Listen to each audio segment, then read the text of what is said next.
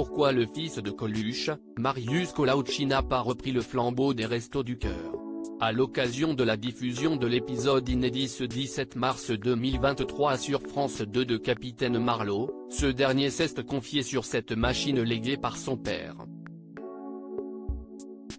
Le vendredi 3 mars 2023, TF1 diffusait le désormais célèbre concert des Enfoirés, dont la tournée s'était déroulée du 12 au 16 janvier 2023 à la Halle Tony Garnier de Lyon. Tous les bénéfices de cet événement, qui regroupe un parterre de célébrités, sont reversés au Restos du Cœur, créé par Michel Collaochi, dit Coluche, en 1985. Depuis ses débuts, cette association veille à aider et apporter une assistance bénévole aux personnes démunies, notamment dans le domaine alimentaire par l'accès à des repas gratuits, et par la participation à leur insertion sociale et économique, ainsi qu'à toute action contre la pauvreté sous toutes ses formes. Grâce aux recettes engendrées par les concerts, aux 75 000 bénévoles et 2000 membres, les Restos du Cœur ont ainsi pu reverser des millions de repas aux plus démunis.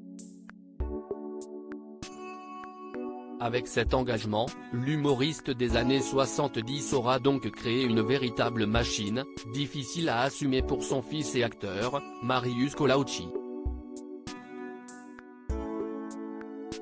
En effet, à l'occasion de l'épisode inédit de Capitaine Marlowe diffusé ce vendredi 17 mars 2023 sur France 2 et dans lequel il joue Oscar Langevin, ce dernier s'est confié sur les Restos du Cœur, cet héritage lourd à porter. C'est une machine qui est assez lourde à porter, si est à nos confrères de Téléstar qu'il s'est laissé aller à quelques confidences honnêtes. S'il avoue que son frère Romain est très investi auprès des bénévoles dans les centres, Marius Collaochi confie: pour ma part, si est difficilement compatible avec ce que je fais. C'est une machine qui est assez lourde à porter, que papa n'avait d'ailleurs pas prévu de rééditer chaque année quand il l'a lancée. Et de poursuivre, c'était conçu pour être un coup, comme l'avait été l'hiver 54 de l'Abbé Pierre. Ce sont finalement les fans qui ont décidé de les pérenniser.